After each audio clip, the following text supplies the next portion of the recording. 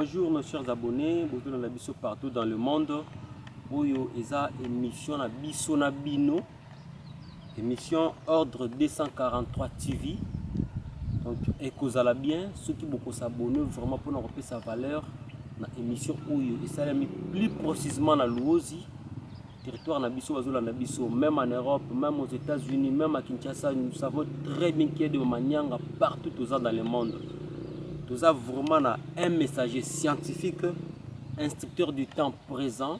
Beaucoup de binomoko à se présenter puis azan un message où à côté ça pour le peuple congolais, la jeunesse au Congo, ils ont prétendre au Kende liboso. Vraiment sans plus tarder, tu peux passer micro panaye à se présenter pour boyeba azanani puis azan un message ni pour la biso peuple congolais. Bonjour monsieur. Bonjour monsieur le journaliste. Vraiment tu éviter bato nyonso baza na posa bayoka message oyo ozana yango parce que congolais aza pe na posa tozwa image toyeba tozokende wapi pour lobby après lobby ezala faute ya motu te ezala te kino toyokaki te peut-être ba désintéressement message nini po ya liboso kozala nango bayeba pe kombo na yo ozoraisonner nini mpona mboka na yo tant un bon patriote. Merci na motuna. Bon, toko banda na kombo babengelinga se Mavanga Makubitika Israël. Nazali moko ya molobeli ya nkolo na kati ya Nzila Congo. Le Nzila Congo dans le contexte te ya sacerdoce, mais naza na côté scientifique. Donc je suis l'instructeur Longia Congo.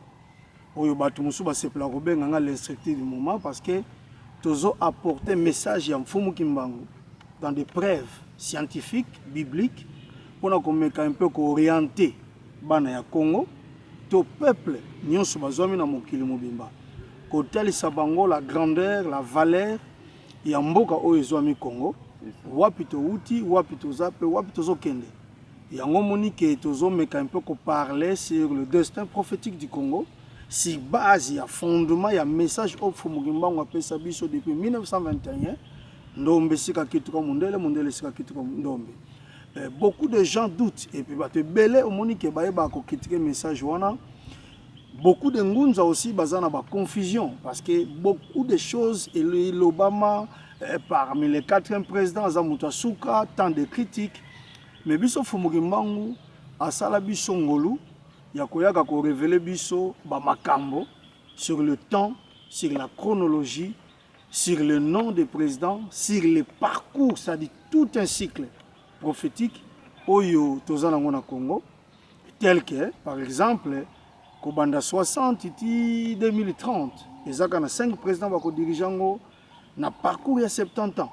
Donc tokoyeba ko approfondir ngo scientifiquement parce que nous prouvons aussi sur le tableau donc créé à l'appui tableau à l'appui et tokoyeba ko talisa maintenant bana Congo qui est cet homme sur qui ba critikaka et quel message ayeba ko apporter pour l'avenir ya Congo pe pour na bolamu ya peuple congolais pe pour na bayindo nyonso bazwami na mokili mobimba.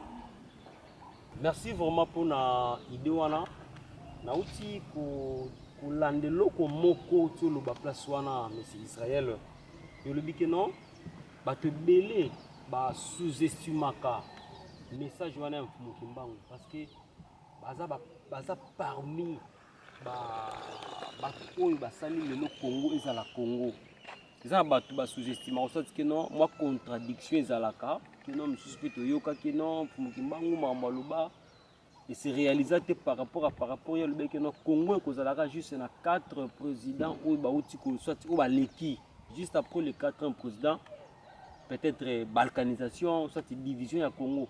Mais aujourd'hui, on a vu le 5e président. Est-ce que Batouana ba idée baloba on a peut-être qu'il faut mukimbangu à taper à côté. Est-ce que au cause ça bango na nzela pour dire que batu mususu ba recevoir ba message mususu ba kokaka pe soit que ba yeba ka vraiment ko unifier ko signifier ba message wana te. Message nini oyo za nango pona par rapport na ba spéculation ya batu ba congolais baza dans le monde entier ba yeba.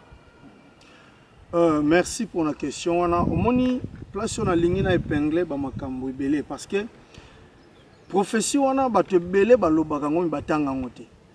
Bamosusu batanga yango me bakomprena yango te. Parce que prophétie d'abord ya Fumu Kimbangu abandaki koloba yango na français te, abandaki koloba yango na langue kikongo. Mais la déformation, il y a la traduction, tu vois, francophone, anglaise, et ça que non, tu vas déformer sens. Fumu Kimbangu n'avait pas parlé sur le 4 présidents, mais à parler sur la 4e génération, ou bien venir naïe, la 4e génération.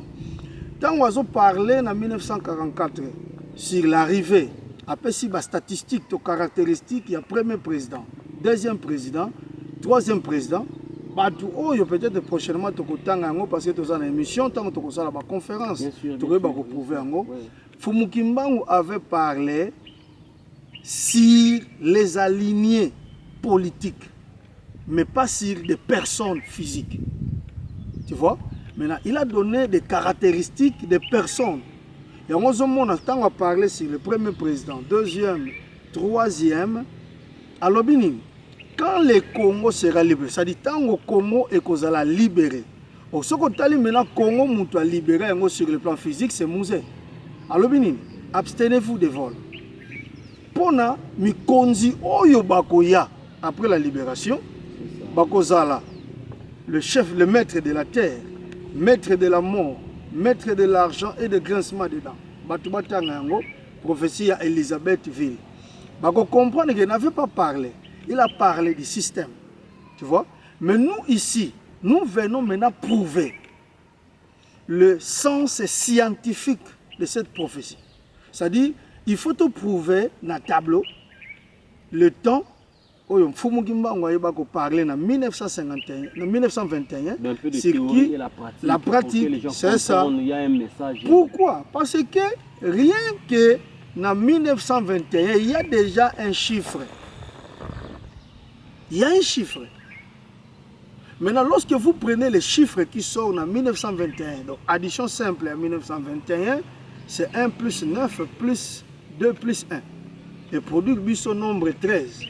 Donc, parlant on a bien monsieur Koya, le nombre 13 de tous le chiffre 4. C'est-à-dire quoi? Makambo ou en 1921, et Koya pour se reproduire par rapport à la base de données à chiffre 4. Or, dans la numérologie occidentale, lorsqu'on parle de chiffre 4, le chiffre 4 se réduit à 1. C'est-à-dire lorsque vous faites la somme première de 4, 1 plus 2 plus 3 plus 4, et produisez le nombre 10. Par l'addition de 1 plus 0, et se réduire, c'est-à-dire comme 10. Oui, 4 comme 10, 10 plus 1. C'est-à-dire 4 et comme 1. Comme si dans la Bible on parle de la malédiction qui atteint jusqu'à 4e génération pour que et sa cycle. Maintenant, ni les salemi. Au moment maintenant chiffre 4 et reproduire le nombre 10. Maintenant, ce qu'on suit 10 plus 4, ça vous produit combien? 10 plus 4, ça donne 14. 14. C'est un système. Maintenant, lorsque vous prenez 1 plus 4, au moment maintenant, vous avez 5. Donc, le chiffre 5 multiplié par 14, c'est 70. Maintenant, le nombre 70, c'est la valeur qui incarne le pouvoir de Fumu Kimbangu. Au Congo, je reviendrai avec les 3 pouvoirs. Quels sont ces 3 pouvoirs? Il y a Kinzambi, Kimazayu et Kimayala. Maintenant, lorsque vous écrivez Nzambi, Mazayu et Mayala, ça vous produira le nombre 70. C'est ça la base fondamentale. Il y a mission de valeurs. Fumu Kimbangu avait parlé sur des valeurs codées. Lui, il est scientifique, il est chiffrologue. C'est pourquoi nous, après avoir enseigné pendant 9 ans, nous avons apporté lumière pour le message. Et puis, qu'on met un peu de confusion, qu'on prouver scientifiquement, parce que la science, ils ont ramené ma valeur exacte par rapport à la philosophie. Donc, si je comprends bien, Fumu Kimbangu avait enseigné que 9 ans, simplement juste après le 9 ans, c'était sa mort ou comment? Non, Fumu Kimbangu n'avait pas enseigné 9 ans. Sa mission a duré que 6 mois. De avril jusqu'au septembre.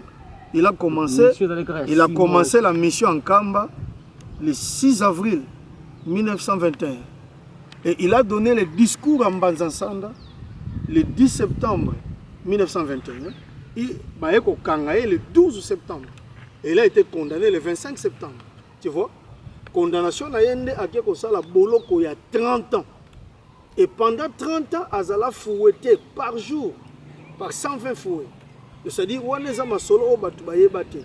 Mais ce que biso tango tozo tala mena ba cycle. Au monde 6 mois de mission, plus 30 ans de prison et plus biso déjà na jour peu moins indépendance na biso. 30 jours. Vous prouver en Mais oui, tu peux prouver à mon tableau.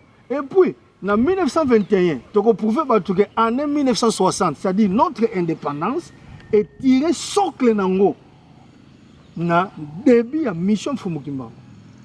D'ici qu'il y a aligné prophétique et politique au niveau du Congo.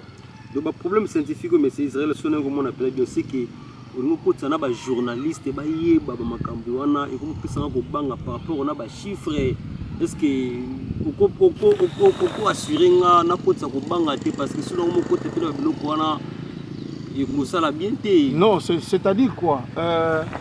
Le défaut de la religion. Défaut de la religion, au monde que nga nazala un homme religieux, nazala rassou un homme religieux. Parce que dans la spiritualité, il faut dépasser les niveaux religieux. Tu vois? Parce que nous, Dieu nous parle en personne. Il nous révèle des choses sur lesquelles les religieux et les dogmes, c'est-à-dire les doctrines, les enseignements, tant que maintenant, il y a un message sika. Et comme tu formes occulte, la science occulte, ce qu'il parle là, c'est la chiffrologie.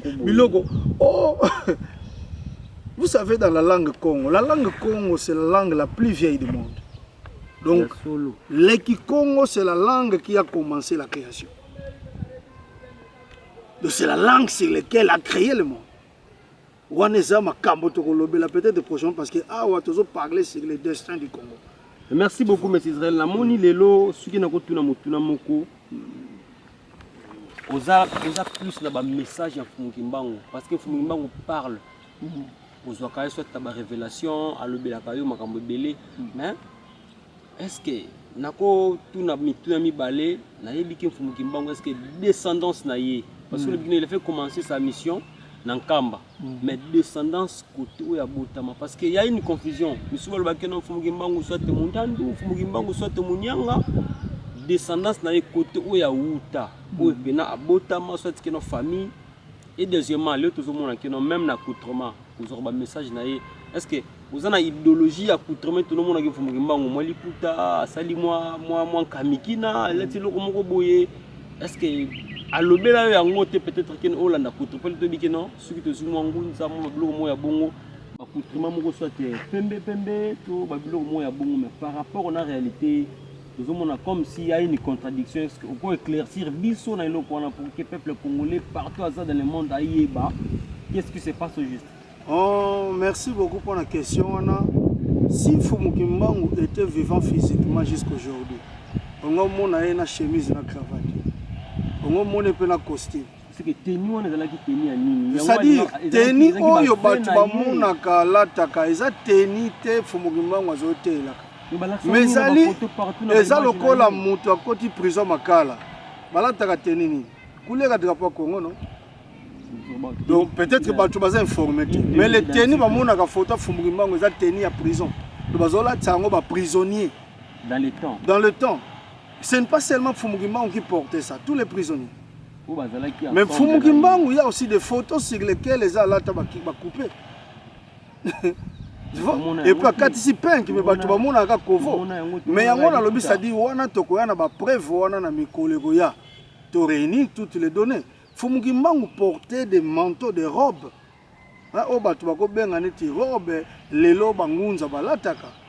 il y a pembe, il y a bleu, il y a couleur, il y a couleur un peu métissée. Mais tous les couleurs, Fumukimbango a 7 couleurs de l'arc-en-ciel. Les a 3T. Mais dans 7 couleurs de l'arc-en-ciel, dans la mission à Pesaka Bangunza, chaque ngunza a au moins 3 couleurs que Fumukimbango a révélées. Netinga, nous avons 3 couleurs majeures. On a ezali bleu. Et ça blanc, non, et ça bleu, blanc, et puis na jaune. Oko kende na nkaka ne mwanda nsemi. okomona aza na rouge, aza na jaune, aza na bleu. Okokende peut-être na ba papier mantezolo. Okomona bazali na rouge, aza na jaune, aza na bleu. Mais okena ngunza mususu, musu akozala na vert, tu vois, donc ça dit ezali couleur moko kati. Lui il est les 7 couleurs de l'arc-en-ciel. Tu vois? Donc il apportait tout ça. Mais tenu on est en juste tenu en prison, mais tu représentes Kango pour la souffrance.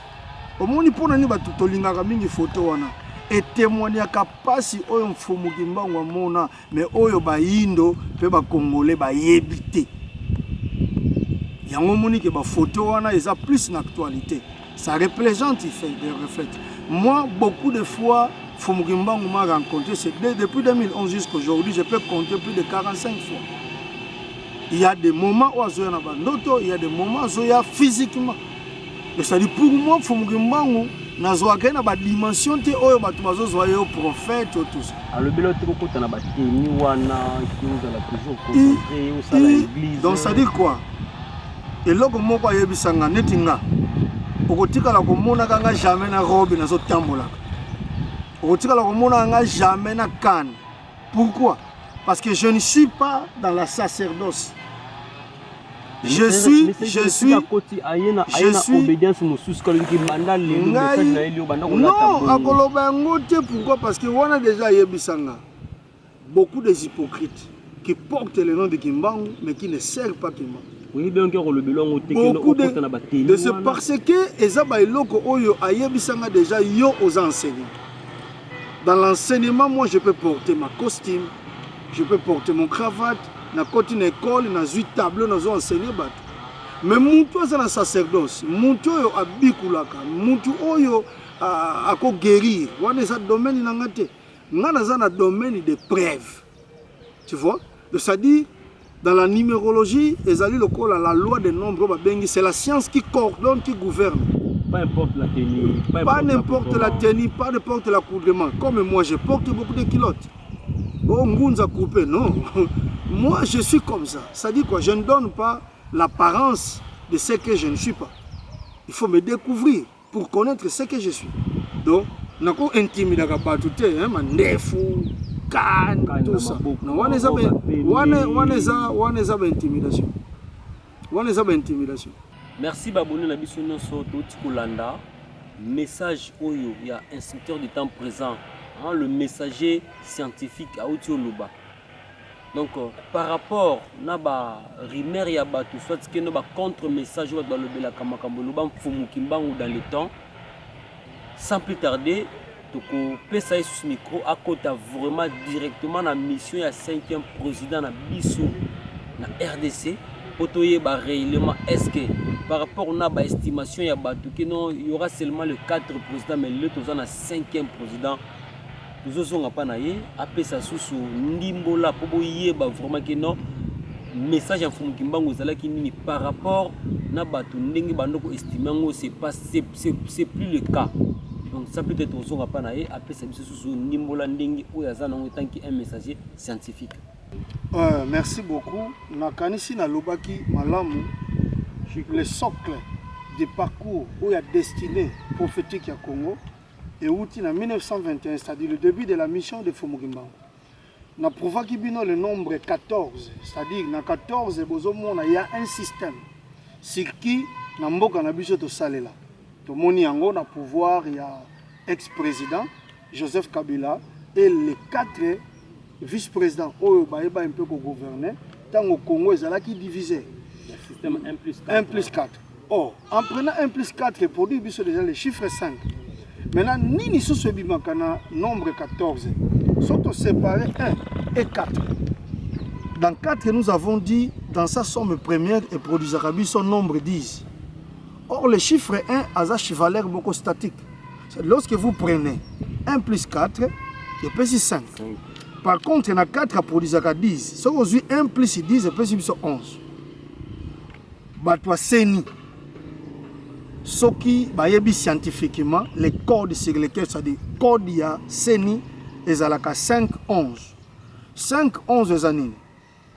5 ans de mandat pour 11 élections.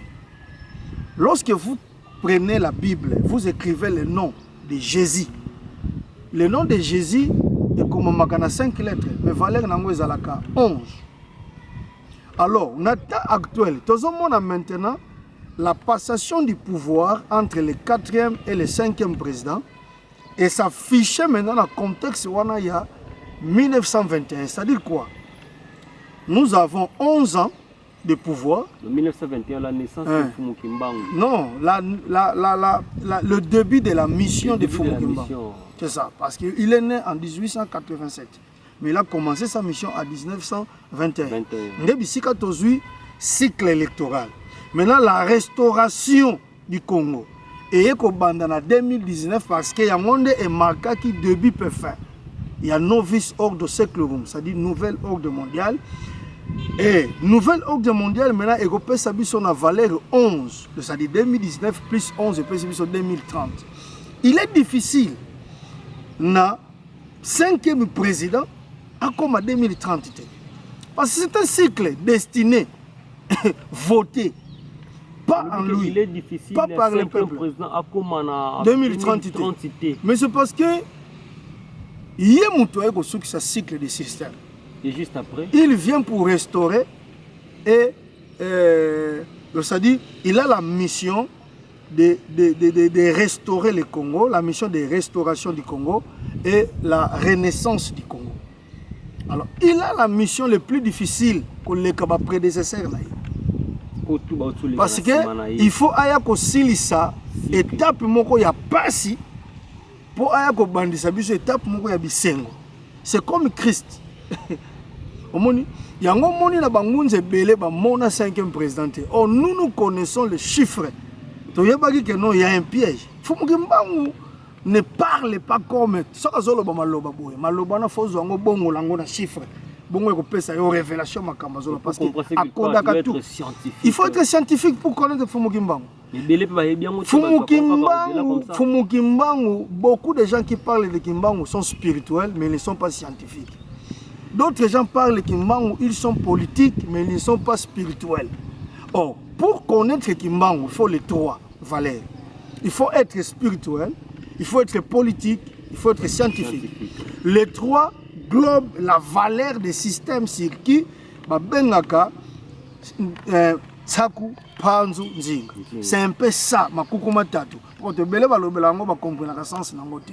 Donc le Makukuma Tatu, c'est la valeur qui incarne la personne de Kimbangu. Et même lorsque vous prenez les 3 valeurs de Tsaku Panzu Nzinga, vous verrez il y a des valeurs qui ressortent là-bas. Ce qu'on décrit en le nom total de Kimbangu de Tunguno. Donc Kimbangu de Tunguno est égal à Tsaku Panzu Nzinga, c'est-à-dire il vient restaurer le système. C'est lui le socle de valeurs du pouvoir sur lequel Basalela Kobande Chopi, peuple en Égypte, de la force des pyramides. Kimbangu existait dans l'esprit. Mais il est venu au Congo pour maintenant que ça pousse le développement à Mokil. C'est-à-dire Congo, ils ont la gâchette, ils ont la soleil. Mokil, Mobimbezo tourne vers lui. C'est-à-dire Kimbangu c'est le maître, c'est lui le roi soleil. Il gouverne, il dirige, il contrôle le temps. Voilà un peu. Donc quand on va prouver ça sur le tableau, je vais essayer un peu de décortiquer qui est réellement Fachi. Avant juste de recommencer place à le 5e président, descendance, destination à Kimbangu, parce que j'avais posé 2 questions. Descendance, destination à Yé, à outil na famille, nini, à botami, na clan, nini, c'est un peu ça. Parce que les bagages de Kimbangu à Bandana. Fumu Kimbangu à Bandi na Genèse. Genèse 1.1. C'est-à-dire quoi? Tu vas comprendre, mais c'est prouvable.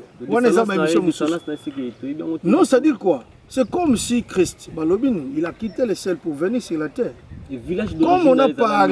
Comme on a parlé de Christ, c'est idem pour Kimbangu. Village d'origine de Kimbangu, c'est difficile de le situer. Mais il est né en Kamba. Moi, un jour, à apparaître, c'était le 16 juin, je crois, 2016 à Kin. Ayo Sangai Mavanga, Kumanianga ya Tuka, Kunkamba ya Butwa.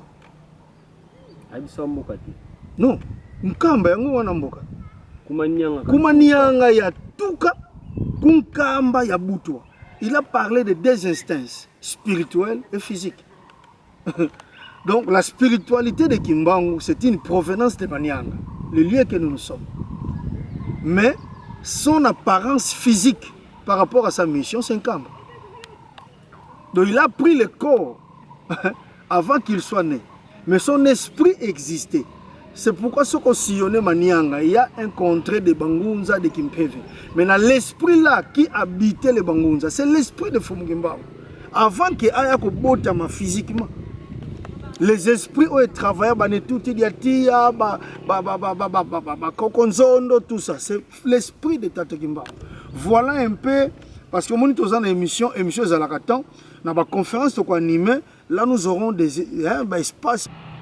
Alors, M. Israël, d'où vient le 5 président? Le nom de 5 présidents est outil dans l'année à mort de Fumugimba, 1951. C'est-à-dire, ce qu'on divisait 1951 divisé par 5, vous trouverez 390,2. Le chiffre D dans la numérologie fait partie de la dualité du travail. C'est l'ensemble et la fécondité homme et femme. C'est la productivité. Maintenant, lorsque vous prenez 390, il y a 5 valeurs réseaux constituants. 45, 81, 79, 69 et 116. C'est-à-dire qu'il y a 5 noms. Par 45, il y a Joseph Kassavo. 81, nous avons Joseph Désiré Mobutu. 79, nous avons Laurent Désiré Kabila. 69, nous avons Joseph Kabila Kabana. Et 116, nous avons Félix Tshisekedi Tshilombo. Au moment où Félix Tshisekedi Tshilombo a eu la présidence, c'est-à-dire quoi? Tant que postulat qui Antoine Ezalate. Ezalaki Félix Tshisekedi Tshilombo. A évité pourquoi? C'est-à-dire Ezalaki la mention. Maintenant, lorsque vous prenez 390 plus D, ça vous produira 392. Multiplié par 5, 1960. L'année de notre indépendance. C'est le début. Mais, la valeur wana est outil. C'est-à-dire 1960, 5 non wana, yango est un parcours. Maintenant, si 3 plus 9 plus 2 et produit 14, multiplié par 5, il est 70 ans. C'est-à-dire 1960 plus 70 et 2030. Et puis cycle, il y a 5 qui donnent à Tangelio, où il y a exercé dans cycle à 70 ans, comme 60 jusqu'à 2030. Maintenant, 2030, net aux os la Kwatulendo. Kwatulendo. Moi, signification. Parce que Kwatulendo après 2030. Qu'est-ce qui va se passer juste après 2030? C'est ça, il y a un épinglé rapidement. Kwatulendo n'est pas un homme physique. Oh non, Moutoumouka Koya, Abotama déjà, Bangunza Basala la confusion. Ezali ba valeur institutionnelle et constitutionnelle. Ezali ba valeur et représentativité et nation et gouvernance. Kwatulendo a un système et emblème, les drapeaux et les armoiries. Donc des valeurs qui lui représenteraient dans le futur. Oyo ekotambu sa peuple. Tokolobela Kango. C'est comme si nous sommes vers l'emblème de notre nation, c'est le drapeau. Nous sommes soumis à ça. Même le président de la République se soumet. C'est lui notre chef. C'est ça un peu le système. Tu vois? Donc, au moni makambo bonzambe, c'est tellement profond. Tozana bataille ko etalango na TV sauter parce qu'on risque d'autres secrets au livre ngo boye. Et bimi alors et ko pesa ba scandale et ko katsa batu ba mitou parce qu'il y a des secrets qu'on garde. Congo est profond. Congo c'est le monde. Congo c'est Dieu. C'est le patrimoine, c'est-à-dire na conseil kana mi konzi ba diriger ka Congo, Congo va diriger en moté. Mais Congo c'est un principe fixé. Il faut se soumettre pour y à diriger, pour y c'est un peu. Le Congo marche dans les deux systèmes, théocratique et démocratique. Merci chers abonnés. On a terminé aujourd'hui pour la théorie. Donc j'espère que d'ici là, vous chutez vraiment la pratique. Donc nous 5 minutes toujours pour s'abonner à Ordre 243 TV. Donc, numéro personnel, il y a le messager scientifique ou l'instructeur du temps présent. Ils ont 089 91 42 542. 089 91 42 542.